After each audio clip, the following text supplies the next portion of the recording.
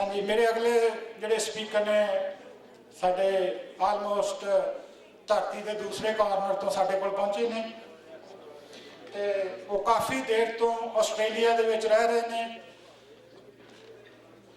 ते इको एक सिख ने आस्ट्रेलिया दे विच जिन्होंने ऑर्डर ऑफ मैरिट का अवार्ड मिलया होया है ते उन्हां दा नाम है सरदार बाबा सिंह जगदेव ते Sikhi is in ruin how to save it इस टॉपिक के उत्ते अपने विचार आप जी साझे करनगे। सरदार बाबा सिंह जगदेव आस्ट्रेलिया तो साडे कोल पहुंचे हुए हैं। सरदार बाबा सिंह जगदेव जी। वाहिगुरू जी का खालसा वाहिगुरू जी की फतेह। Ladies and gentlemen, I regret I have to present this paper in English because I won't be able to explain what I want to explain, so please bear with me.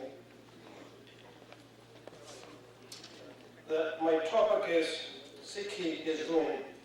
How can we save it? Now I'm presenting this paper from my experience, which I have gathered over the years in Australia. There will be some disputed points, which some of you may or may not like, but they are the facts.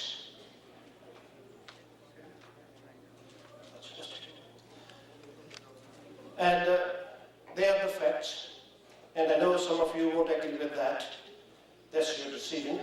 But I stand by here to what I say, and you can question me later on that front. Now, Sikhism is being sandwiched between two formidable canker worms, self-styled Sant Babas and their followers. On the other side, SGPC and Jathedar. They are working hard to destroy Sikhism and Sikhi, and we are just helpless and watching. Guru Nanak founded the Sikh missions, Sikhism, a faith which any person could follow without conforming to any cultural or religious norms. It was all about oneness of human being and oneness of God, and they were nothing but all equal. It was equality of all the people. And in that religion, there were no others. It's important to know this. There were no others. We were all equal, the same. But today, these Sant Babas and Saath, they have divided it into different clans.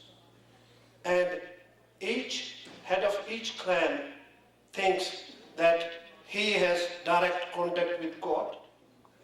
They are serving two masters. These Sant Babas and the Creator. You can't be truthful to two masters at the same time. There is one Guru, there is one Gurbani, and one truth. And there can't be more than one truth or one message from the same Gurbani, but they are giving different messages to his followers and they follow them. It is erroneous and there are cynical views to claim that there can be more than one interpretation of the same truth, which I personally don't believe. And the meaningless, now it's not about Gurbani they talk about. It is the meaningless hoo-ha and how they hypnotize their followers with the loud, screeching and deafening sound of their musical instruments in which there's nothing religious, they say, can be heard or understood. They have delusions of grandeur, an arrogant concept of the superiority, because they are sons, superiority of their knowledge of Gurbani. And in this state of what I call misguided religious egotism, they forget that to claim spiritual authority to interpret Gurbani the way it was written by our gurus, one had to have the same divine vision. But these days, these Sant Babas, they tell them, no, you don't have to tie that way. It has to be in a different way. And there's no difference between Taliban turban and the Taliban turban and these people. And no wonder they are often taken as a mistaken identity and they are being killed so often. Sikhism rejects, this is important and I must finish it within this time, Sikhism rejects ritualism. That is wrong. We are the biggest idolater. Most of the gurdwaras and Sikh homes, they have got the pictures of gurus, supposed picture of gurus, and they put garland over them and prayer beads, and every morning they bow in front of them. Any level-headed person will find no difference between this and act of idol worshipping. These caricatured pictures of our gurus are being published daily in the newspapers, and ultimately they end up in rubbish bins. Do these pictures supposed to be revered like that? These pictures should be legally banned by the SGPC. Guru Nanak had no problem if he wanted to get his picture done, but he didn't. He knew that after his time, people start worshipping him, then his philosophy. So he didn't.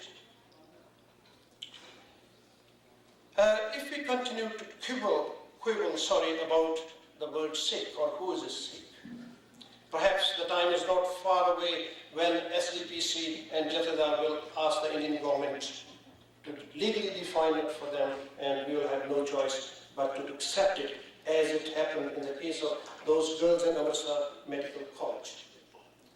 Look around, ladies and gentlemen. The basic philosophies of most of the religions in the world have succumbed to the new philosophical doctrines which have led to their fragmentation of the doctrines. Why? Because they were not absolute. But Sikhism has preserved its philosophy, survived the shocks of political, religious and social upheavals even from within, since its inception by Guru Nanak. And these human beings, lawmakers, have no jurisdiction or right to fiddle with the philosophy. Now this Sikh Rat Maryada needs to be changed, but we have no authority to do that. It contradicts in many ways. Now let's look at what Guru Nanak says about this one. Here's what he says. Religion does not consist in the patch coat or in the yogi's staff or in the ashes smear, blah, blah, blah. I can't go through that. So this means that by shaving the head of a person or asking him to grow long hair, wrapping him in religious clothes won't change his nature. He will still remain what he is. A skunk will smell the same by another name. By putting a rugby player's uniform, one doesn't become a rugby player. It requires much more than that. Ladies and gentlemen, there's a great difference between the religion of Guru Nanak and Sikhism of these Sant Babas. Spirituality, happiness and peace cannot be attained by drinking Amrit alone. It requires much more than that.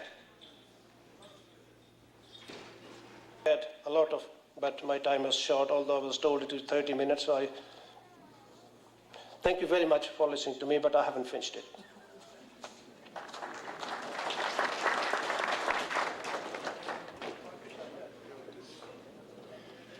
Thank you, Sardar Baba Singh Jagdev ji. ਜਦੋਂ क्योंकि मैं 3 notice दिना हुन्ना जी, पहला 5 minute का, फिर 2 minute का, फिर एंड ऑफ टाइम। पर जो एंड ऑफ टाइम देईदा फिर उन्होंने चॉइस होंगी है फिर थोड़ा जिहा अपना उन्होंने समेट के फिनिश कर दें, पर बाबा साहब ने तो एकदम फिनिश करता। थैंक यू बाबा साहब। चलो एनीवे नहीं, ऑलरेडी मैं 5 मिनट इन्होंने वध दे चुके हैं जी। हाँ जी, थैंक यू जी। तो मैं सारे स्पीकर का बहुत धन्यवादी हाँ कि जिन्होंने टाइम की बिल्कुल पाबंदी के विच रह के अपने जोड़े स्पीचेस कीतियां ने, क्योंकि जिन्ने भी इत्थे मेरे वीर भैन पहुंचे ने उन्होंने भी सानू ख्याल रखना पैंदा भी कितना क लंबा समा उन्होंने असीं बिठा सकते हैं। सो साडे विच सरदार गुरबख्श सिंह काला अफगाना ते अपने परिवार समेत इत्थे पहुंचणगे थोड़ी देर दे विच। ते मैं बेनती करूँगा उस मेन टाइम दे विच जिहड़े साडे अगले स्पीकर आ, ते मैं एक बेनती करा जो गुरबख्श सिंह काला अफगाना आन प्लीज़ उन्होंने लैट देम कम। जो स्पीकर बोल रहा तो respect the speaker. So do not make any jaikara या कोई भी जकारा ना छड्डियो। बाद आपां ये कर लांगे। तो मेरे बेनती है सारे कि जो स्पीकर उस वेले बोल रहा हो तो respect the speaker. Thank you ji. मेरे अगले स्पीकर ते नॉट अखीरले नहीं हम, क्योंकि सरदार इंद्र सिंह घग्गा जी के बारे के सानू बहुत रिक्वेस्ट आई है भी उन्होंने दोबारा टाइम दिता जाए। सो असी एंड ते उन्होंने भी एक बार फिर टाइम देंगे ताकि जोड़े मेरे वीर भैन स्पैसीफिकली उन्होंने सुनना चाहते उन्होंने भी जोड़ा सुन के प्रति उन्होंने श्रद्धा है वो भी असी ख्याल रख सकीए। सो मैं हुण बेनती करांगा अपना सरदार हरचंद सिंह सिख विरसा वाले ਜਿਹੜੇ ਧਰਮਾਂ ਦੀ ਸਮੱਸਿਆ ਦੇ ਸੰਬੰਧ ਦੇ ਵਿੱਚ ਗੱਲਬਾਤ ਆਪਣੀ ਕਰਨਗੇ। ਇਹ ਸਿੱਖ ਵਿਰਸਾ ਮੈਗਜ਼ੀਨ ਪਿਛਲੇ 14-15 ਸਾਲ ਤੋਂ ਕੱਢ ਰਹੇ ਨੇ। ਅਲਬਰਟਾ ਸਟੇਟ ਦੇ ਵਿੱਚੋਂ ਸਾਡੇ ਕੋਲ ਪਹੁੰਚੇ ਨੇ, ਮੇਰਾ ਖਿਆਲ ਕੈਲਗਰੀ ਜਾਂ ਐਡਮਿੰਟਨ ਕੈਲਗਰੀ ਤੋਂ ਸਾਡੇ 'ਚ ਪਹੁੰਚੇ ਨੇ। ਤੇ ਮੈਂ ਇਹਨਾਂ ਨੂੰ ਬੇਨਤੀ ਕਰਾਂਗਾ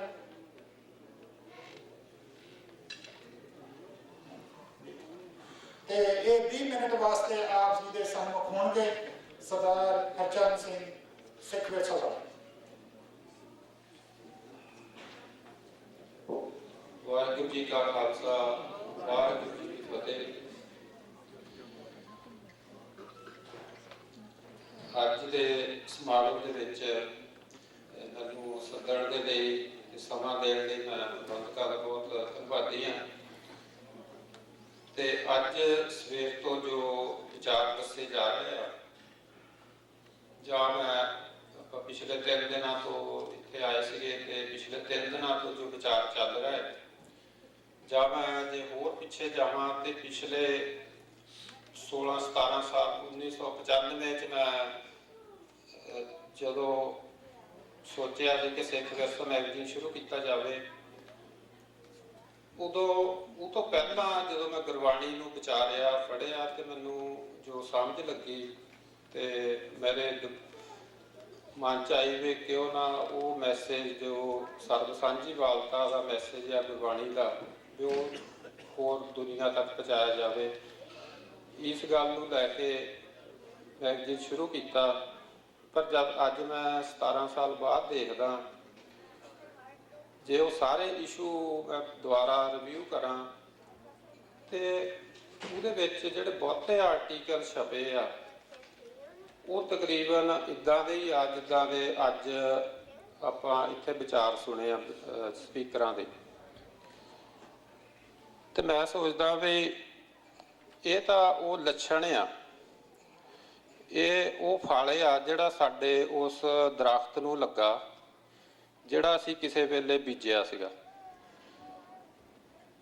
ਕਿਉਂਕਿ ਜਿੱਦਾਂ ਗੁਰਬਾਣੀ ਦੇ ਵਿੱਚ ਸ਼ਬਦ ਆ ਕਿ ਲੋੜ ਹੈ ਦਾਖ ਬਿਜੋਰੀਆਂ, ਕਿੱਕਰ ਬੀਜੈ ਜੱਟ, ਹੰਢੈ ਉੱਨ ਕਤਾਇਂਦਾ, ਪੈਂਦਾ ਲੋੜੇ ਪੱਟ। ਜੇ ਅੱਜ ਆਪਣੇ ਢਾਲੀਵਾਲ ਸਾਹਿਬ ਨੇ ਗੱਲ ਕੀਤੀ, ਕਿੰਨੇ ਇਸ਼ੂ ਲਿਆਤੇ, ਕੈਂਸਰ ਦੀ ਗੱਲ ਹੋਈ ਆ। ਕੈਂਸਰ ਤਾਂ ਲੱਛਣ ਆ ਜਿਹੜਾ ਬਾਹਰ ਦਿਸ ਰਿਹਾ ਸਾਨੂੰ। ਜਦੋਂ ਕਿਸੇ ਸਰੀਰ ਦੇ ਉੱਤੇ ਫੋੜਾ ਹੋ ਜਾਂਦਾ ਬਾਹਰ ਦਿਸਦਾ, ਤੇ ਉਹ ਦੱਸਦਾ ਆ ਵੀ ਅੰਦਰ ਕੋਈ ਬਿਮਾਰੀ ਆ ਜਿਹੜੀ ਫਟ ਕੇ ਬਾਹਰ ਆਈ ਆ। ਤੇ ਜਦੋਂ ਬੰਦੇ ਨੂੰ ਬੁਖਾਰ ਚੜ ਜਾਂਦਾ, ਸਰੀਰ ਗਰਮ ਹੋ ਜਾਂਦਾ, ਤੇ ਉਹ ਸਰੀਰ ਦੱਸਦਾ ਆ ਵੀ ਅੰਦਰ ਬੈਕਟੀਰੀਆ ਹੈਗਾ ਤੇ ਉਹਦਾ ਇਲਾਜ ਅੰਦਰ ਹੋਣਾ, ਬਾਹਰ ਨਹੀਂ ਹੋਣਾ। ਤੇ ਮੈਨੂੰ ਪਿਛਲੇ ਸਾਰੇ ਐਕਸਪੀਰੀਅੰਸ ਤੋਂ ਇੱਦਾਂ ਲੱਗਦਾ ਵੀ ਅਸੀਂ ਬਹੁਤ ਕੁਝ ਜਿਹੜਾ ਇਲਾਜ ਕਰ ਰਹੇ ਹਾਂ ਉਹ ਇੱਦਾਂ ਹੀ ਆ ਵੀ ਜਿੱਦਾਂ ਜੇ ਕਿਸੇ ਦੇ ਪੈਰ ਤੇ ਫੋੜਾ ਹੋਵੇ ਤਾਂ ਉਹ ਜਰਾਬ ਪਾ ਕੇ ਤੁਰਨ ਲੱਗ ਪਵੇ ਜਾਂ ਉਹ ਉਹਨੂੰ ਢੱਕ ਲਵੇ। ਤੇ ਪਰ ਇਲਾਜ ਅੰਦਰ ਹੋਣਾ, ਜਿਹੜੀ ਕੀਮੀਓ ਆ ਕੈਂਸਰ ਦੀ ਅੰਦਰ ਹੋਣੀ ਆ, ਰੇਡੀਓ ਅੰਦਰ ਹੋਣੀ ਆ।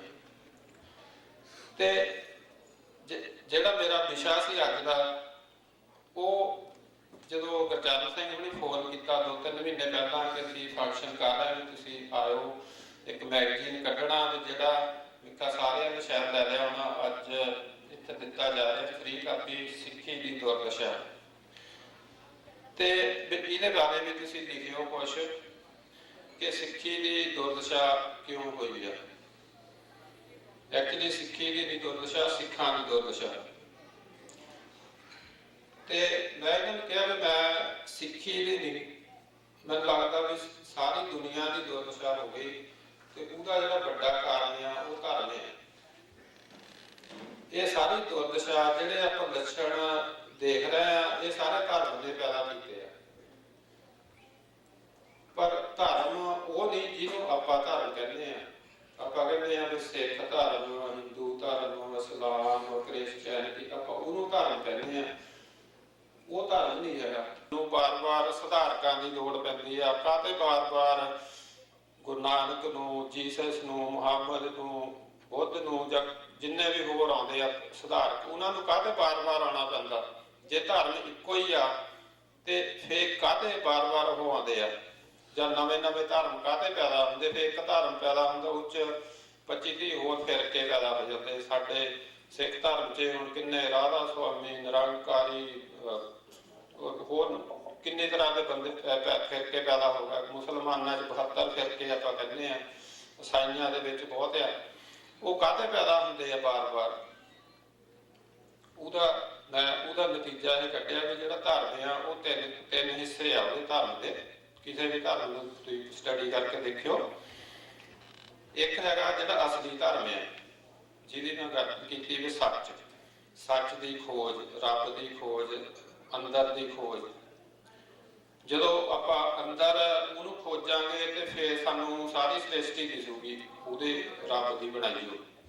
ਫਿਰ ਸਾਨੂੰ ਕੋਈ ਉੱਚਾ ਨੀਵਾਂ ਨਹੀਂ ਦਿਸੂਗਾ, ਕੋਈ ਅਮੀਰ ਗਰੀਬ ਨਹੀਂ ਦਿਸੂਗਾ।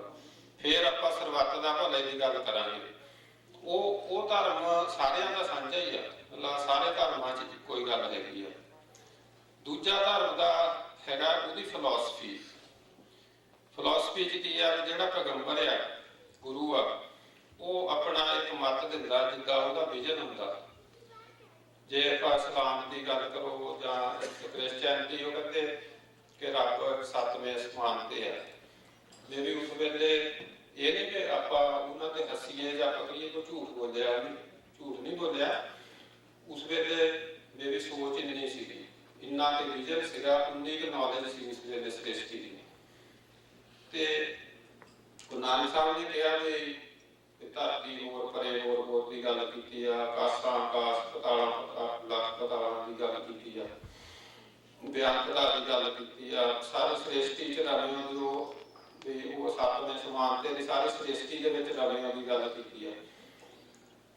ਇਹ ਦੂਜਾ ਪਾਰਟ ਇਹ ਹੈਗਾ ਵੀ ਜਿਹੜੀ ਕੁਦਰਤ ਬਾਰੇ ਖੋਜ ਆ, ਰੱਬ ਬਾਰੇ ਖੋਜ ਆ, ਆਤਮਾ ਦੀ ਖੋਜ ਆ, ਅੰਦਰ ਦੀ ਖੋਜ ਆ, ਉਹ ਗੱਲ ਆ ਧਰਮ ਦਾ ਦੂਜਾ ਹਿੱਸਾ। ਤੇ ਤੀਜਾ ਹਿੱਸਾ ਹੈਗਾ ਧਰਮ ਦੀ ਮਰਿਆਦਾ। ਜਿਹੜਾ ਹਰੇਕ ਧਰਮ ਆ ਜਦੋਂ ਆਰਗੇਨਾਈਜ਼, ਜਦੋਂ ਪੈਗੰਬਰ ਆਉਂਦਾ ਉਦੋਂ ਨਹੀਂ ਧਰਮ ਹੁੰਦਾ, ਉਦੋਂ ਮੈਸੇਜ ਹੁੰਦਾ।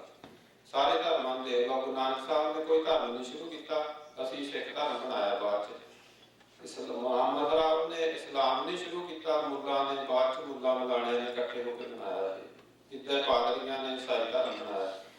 ਉਹ ਜਿਹੜੀ ਧਰਮ ਦੀ ਮਰਿਆਦਾ ਆ ਉਹ ਪੁਜਾਰੀ ਬਣਾ ਲੈਂਦੇ ਆ, ਨਾਲ ਬਣਾ ਲੈਂਦੇ ਰਾਜਨੀਤਿਕ ਬੰਦੇ ਨੂੰ, ਤੇ ਰਾਜਨੀਤਿਕ ਬੰਦੇ ਨੂੰ ਵੋਟਾਂ ਚਾਹੀਦੀਆਂ ਤੇ ਧਰਮ ਵਾਲੇ ਨੂੰ ਪੈਸਾ ਚਾਹੀਦਾ, ਤੇ ਦੋਨੇ ਨੇ ਰਲ ਕੇ ਜੁੜਦੇ ਆ। ਪਰ ਜਿਹੜੀ ਪ੍ਰੋਬਲਮ ਕੀ ਆ ਵੀ ਉਹ ਫਿਰ ਕੀ ਕਰਦੇ ਆ ਵੀ ਜਿਹੜੀ ਫਿਲਾਸਫੀ ਹੁੰਦੀ ਆ, ਜਦੋਂ ਆਪਾਂ ਅੱਜ ਦਾ ਦੇਖਦੇ ਨੇ ਹੁਣ ਜੀਸਸ ਤੋਂ ਲੈ ਕੇ ਜਾਂ ਯਹੂਦੀ ਧਰਮ ਤੋਂ ਲੈ ਕੇ ਜਾਂ ਹਿੰਦੂ ਵੇਦਾਂ ਤੋਂ ਲੈ ਕੇ ਅੱਜ ਤੱਕ ਨਵੀਂ ਸਭ ਤੋਂ ਨਵੀਂ ਗੱਲ ਗੁਰੂ ਨਾਨਕ ਸਾਹਿਬ ਨੇ ਕੀਤੀ ਵੀ ਸਾਰੀ ਸ੍ਰਿਸ਼ਟੀ ਦੇ ਵਿੱਚ ਉਹ ਰੱਬ ਵਸਿਆ। ਉਹ ਕਾਫਲਾ ਵੱਧਦਾ ਜਾ ਰਿਹਾ ਤੇ ਸਾਡੀ ਜਿਹੜੀ ਜਿੱਤ ਆ, ਅਸੀਂ ਜਿੱਤ ਵੱਲ ਨੂੰ ਵੱਧ ਰਹੇ ਹਾਂ। ਤੇ ਜਿਹੜਾ ਉਹ ਪੁਜਾਰੀਵਾਦ ਆ, ਸਾਧਵਾਦ ਆ, ਡੇਰਾਵਾਦ ਆ, ਤੇ ਉਹ ਪਿੱਛੇ ਨੂੰ ਹਟ ਰਿਹਾ ਸਾਡੇ। ਤੇ ਹੁਣ ਇਹਦੇ ਨਾਲ ਹੀ ਮੈਂ ਅੱਜ ਆਪਣਾ ਸਮਾਪਤ ਕਰਦਾ ਤੇ ਸਾਰਿਆਂ ਨੂੰ ਇਸ ਗੱਲ ਦੀ ਵਧਾਈ ਦਿੰਦਾ, ਖਾਸ ਕਰ ਜਿਹੜੇ ਇੱਥੇ ਬੈਠੇ ਆ ਕਿ ਤੁਸੀਂ ਆ ਉਹ ਜਿਨ੍ਹਾਂ ਨੇ ਮਿਸਾਲ ਲਈ ਉਹ ਆ ਜਾਗਰੂਕਤਾ ਦੀ ਤੇ ਅੱਗੇ ਲੀਡਰਸ਼ਿਪ ਦੀ। ਤੇ ਮੈਨੂੰ ਆਸ ਆ ਵੀ ਆਪਾਂ ਉਹ ਸੱਚ ਦੇ ਮਾਰਗ ਦੇ ਉੱਤੇ, ਉਹ ਸੱਚ ਦੀ ਭਾਲ ਦੇ ਲਈ ਅੱਗੇ ਇਸੇ ਤਰ੍ਹਾਂ ਵੱਧਦੇ ਰਵਾਂਗੇ ਤਾਂ ਜਿੱਤ ਜਿਹੜੀ ਆ ਸਾਡੀ ਜ਼ਰੂਰ ਹੋਊਗੀ। ਇਹਨਾਂ ਸ਼ਬਦਾਂ ਦੇ ਨਾਲ ਇੱਥੇ ਸਮਾਪਤੀ ਕਰਦਾ। ਵਾਹਿਗੁਰੂ ਜੀ ਕਾ ਖਾਲਸਾ, ਵਾਹਿਗੁਰੂ ਜੀ ਕੀ ਫਤਿਹ। ਹਾਂਜੀ, ਇਹ ਸੀ ਗੁਰਚਰਨ ਸਿੰਘ ਸਿੱਖ ਵਿਰਸਾ ਵਾਲੇ ਕੈਲਗਰੀ ਤੋਂ, ਤੇ ਅਸੀਂ ਬਹੁਤ ਧੰਨਵਾਦੀ ਇਹਨਾਂ ਦੇ ਹਮੇਸ਼ਾ ਹੀ ਇਹਨਾਂ ਨੇ ਸਿੱਖ ਕੌਮ ਦੀ ਚੜ੍ਹਦੀ ਕਲਾ ਲਈ ਸੁਹਿਰਦਤਾ ਦੇ ਨਾਲ ਆਪਣਾ ਯੋਗਦਾਨ ਜਿਹੜਾ ਇਸ ਕਾਰਵਾਂ ਦੇ ਵਿੱਚ ਪਾਉਂਦੇ ਰਹੇ ਨੇ, ਤੇ ਆਉਣ ਵਾਲੇ ਸਮੇਂ ਵਿੱਚ ਵੀ ਹਮੇਸ਼ਾ ਇਹਨਾਂ ਤੋਂ ਆਸ ਰੱਖੀ ਜਾਂਦੀ ਹੈ ਕਿ ਪਾਉਂਦੇ ਰਹਿਣਗੇ। ਤੇ ਮੇਰੇ ਕੋਲ ਕੁਛ ਇੱਕ ਦੋ ਸੂਚਨਾਵਾਂ ਹਨ, ਤੇ ਉਸ ਤੋਂ ਪਹਿਲਾਂ ਕਿ ਮੈਂ ਸੂਚਨਾਵਾਂ ਪੜ੍ਹਾਂ ਤੇ ਸਾਡੇ ਵਿੱਚ ਸਰਦਾਰ ਗੁਰਬਖਸ਼ ਸਿੰਘ ਕਾਲਾ ਫਲਾਨਾ ਉਹ ਪਹੁੰਚ ਚੁੱਕੇ ਨੇ। ਤੇ ਕਿਉਂਕਿ ਸਰਦਾਰ ਗੁਰਬਖਸ਼ ਸਿੰਘ ਕਾਲਾ ਫਲਾਨਾ ਉਹ ਇਨਸਾਨ ਨੇ ਜਿਨ੍ਹਾਂ ਨੇ 84 ਤੋਂ ਬਾਅਦ ਗੁਰੂ ਗ੍ਰੰਥ ਸਾਹਿਬ ਜੀ ਦੀ ਗੁਰਬਾਣੀ ਦੀ ਲਾਲਟਨ ਲੈ ਕੇ ਤੇ ਇਸ ਦੁਨੀਆ ਦੇ ਵਿੱਚ ਘੁੰਮਣਾ ਸ਼ੁਰੂ ਕੀਤਾ ਸੀ। ਤੇ ਉਸ ਲਾਲਟਨ ਦੀ ਲਾਈਟ ਐਵਰੀ ਡੇ ਵੱਧਦੀ ਹੀ ਜਾ ਰਹੀ ਹੈ। ਤੇ ਮੈਂ ਸਾਰਿਆਂ ਨੂੰ ਬੇਨਤੀ ਕਰਾਂਗਾ ਕਿ ਉਹਨਾਂ ਦਾ ਅਸੀਂ ਇੱਥੇ ਪਹੁੰਚਣ ਤੇ ਸਵਾਗਤ ਕਰਾਂਗੇ ਜੈਕਾਰਾ ਬੁਲਾ ਕੇ। ਸੋ ਸਾਰੇ ਜੈਕਾਰੇ ਦਾ ਵੱਧ ਚੜ੍ਹ ਕੇ ਜੋਸ਼ ਦੇ ਨਾਲ ਹੁੰਗਾਰਾ ਭਰਨਾ। ਜੋ ਬੋਲੇ ਸੋ ਨਿਹਾਲ। ਹਾਂਜੀ, ਸਰਦਾਰ ਗੁਰਬਖਸ਼ ਸਿੰਘ ਕਾਲਾ ਅਫਗਾਨਾ ਮੈਂ ਤਾਂ ਪਾਪਾ ਜੀ ਕਹਿੰਦਾ ਹੁੰਦਾ, ਤੇ ਬੀਜੀ ਇਹਨਾਂ ਦੇ ਘਰੋਂ, ਤੇ ਉਹ ਸਾਡੇ ਕੋਲ ਪਹੁੰਚ ਚੁੱਕੇ ਆ। ਤੇ ਜਦ ਤੱਕ ਉਹ ਮੇਰੇ ਕੋਲ ਆਉਂਦੇ ਆ ਮੈਂ ਦੋ ਸੂਚਨਾਵਾਂ ਸਾਂਝੀਆਂ ਕਰ ਲਵਾਂ। ਇੱਕ ਸੂਚਨਾ ਤਾਂ ਇਹ ਹੈ ਵੀ ਸਾਡੇ ਇੱਕ ਜਿਹੜੇ ਪਹਿਲੇ ਸਪੀਕਰ ਸਰਦਾਰ ਹਰਦੇਵ ਸਿੰਘ ਸ਼ੇਰਗਿੱਲ, ਉਹ ਇੱਕ ਸਿੱਖ ਬੁਲੇਟਿਨ ਕਾਫੀ ਲੰਬੇ ਸਮੇਂ ਤੋਂ ਕੱਢਦੇ ਆ ਰਹੇ ਨੇ, ਤੇ ਆਪਣਾ ਬਾਬਾ ਸਿੰਘ ਜਗਦੇਵ ਜੀ ਦਾ ਜਿਹੜਾ ਆਰਟੀਕਲ ਉਹ ਨੈਕਸਟ ਜਿਹੜਾ ਸਤੰਬਰ ਅਕਤੂਬਰ ਦੇ ਵਿੱਚ ਇਸ਼ੂ ਆ ਉਹਦੇ ਵਿੱਚ ਛਪੇਗਾ। ਜੇ ਕਿਸੇ ਵੀ ਵੀਰ ਭੈਣ ਨੂੰ ਉਹ ਮੈਗਜ਼ੀਨ ਦੀ ਕਾਪੀ ਚਾਹੀਦੀ ਹੋਵੇ ਜਿਹੜੀ ਉਹ ਫ੍ਰੀ ਸੇਵਾ ਕਰਦੇ ਨੇ, ਉਹ ਉਹਨਾਂ ਦਾ ਈਮੇਲ ਐਡਰੈਸ ਹੈ editor@sikhbulletin.com editor@sikhbulletin sikhbulletin.com। ਦੂਸਰੀ ਬੇਨਤੀ ਇਹ ਹੈ ਕਿ ਜਿਹੜੇ ਆਪਣਾ ਕੁਲਵੰਤ ਸਿੰਘ ਢਾਲੀਵਾਲ ਕੈਂਸਰ ਦੇ ਸਬੰਧ ਦੇ ਵਿੱਚ ਸੇਵਾ ਕਰ ਰਹੇ ਨੇ, ਉਹਨਾਂ ਦਾ ਈਮੇਲ ਐਡਰੈਸ ਹੈ ksthaliwal@live.com ksthaliwal@live.com। ਸੋ ਉਹਨਾਂ ਦਾ ਫੋਨ ਨੰਬਰ ਵੀ ਹੈ, ਜੇ ਕਿਸੇ ਨੂੰ ਚਾਹੀਦਾ ਹੋਵੇ ਬਾਅਦ ਦੇ ਵਿੱਚ ਮੇਰੇ ਤੋਂ ਲਿਆ ਜਾ ਸਕਦਾ। ਸੋ ਨਹੀਂ ਤਾਂ ਉਹਨਾਂ ਨੂੰ ਈਮੇਲ ਕਰਕੇ ਉਹਨਾਂ ਦੇ ਨਾਲ ਕੰਟੈਕਟ ਕੀਤਾ ਜਾ ਸਕਦਾ। ਇੱਕ ਵਾਰੀ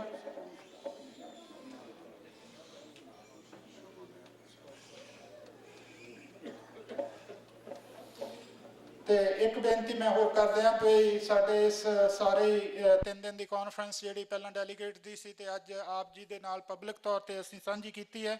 ਤੇ ਇਹਦੇ ਸੰਬੰਧ ਦੇ ਵਿੱਚ ਜਿਹੜੀ ਇਸ ਨੂੰ ਸਕਸੈਸ ਬਣਾਉਣ ਵਾਲੀ ਰੀੜ੍ਹ ਦੀ ਹੱਡੀ ਹੈ ਉਹ ਮੀਡੀਆ ਹੁੰਦੀ ਹੈ, ਤੇ ਮੀਡੀਆ ਦਾ ਅਸੀਂ ਇੱਕ ਵਾਰੀ ਫੇਰ ਧੰਨਵਾਦ ਕਰਦੇ ਹਾਂ। ਸਾਡੇ ਕੋਲ ਰੰਗਲਾ ਪੰਜਾਬ ਤੋਂ ਚਾਵਲਾ ਸਾਹਿਬ ਸਾਡੇ ਕੋਲ ਮੌਜੂਦ ਨੇ, ਜਿਹੜੇ ਕਿ ਇਸ ਦੇ ਵਿੱਚ ਉਹਨਾਂ ਨੇ ਵਲੰਟਰਲੀ ਆਪਣੀਆਂ ਸਰਵਿਸ ਸਾਨੂੰ ਮੁਹੱਈਆ ਕੀਤੀਆਂ। ਤੇ ਝਾਂਜਰ ਟੈਲੀਵਿਜ਼ਨ ਵਾਲੇ ਵੀਰ ਵੀ ਇੱਥੇ ਨੇ ਜਿਨ੍ਹਾਂ ਨੇ ਸਾਨੂੰ ਆਪਣੀਆਂ ਸੇਵਾਵਾਂ ਦਿੱਤੀਆਂ। ਏਕਮ ਮੀਡੀਆ ਤੋਂ ਅਮਰਜੀਤ ਸਿੰਘ ਰਾਏ ਇੱਥੇ ਨੇ ਜਿਨ੍ਹਾਂ ਨੇ ਸਾਨੂੰ ਆਪਣੀਆਂ ਵਲੰਟਰਲੀ ਵੋਲੰਟਰੀ ਸਰਵਿਸ ਦਿੱਤੀਆਂ ਨੇ। ਤੇ ਇਸ ਤੋਂ ਇਲਾਵਾ ਮੀਡੀਆ ਪੰਜਾਬੀ ਪੋਸਟ ਤੇ ਜਿਨ੍ਹਾਂ ਦੇ ਕਰਤਾ ਧਰਤਾ ਜਗਦੀਸ਼ ਗਰੇਵਾਲ, ਉਹਨਾਂ ਨੇ ਵੀ ਸਾਨੂੰ ਵੋਲੰਟਰੀ ਸਰਵਿਸ ਦਿੱਤੀਆਂ। ਤੇ ਪੰਜਾਬੀ ਪੋਸਟ ਤੋਂ ਗੁਰਬਖਸ਼ ਸਿੰਘ ਭੰਡਾਲ ਵੀ ਪਹੁੰਚੇ ਹੋਏ ਨੇ। ਅਸੀਂ ਸਾਰਿਆਂ ਦਾ ਤਹਿ ਦਿਲੋਂ ਧੰਨਵਾਦੀ ਹਾਂ।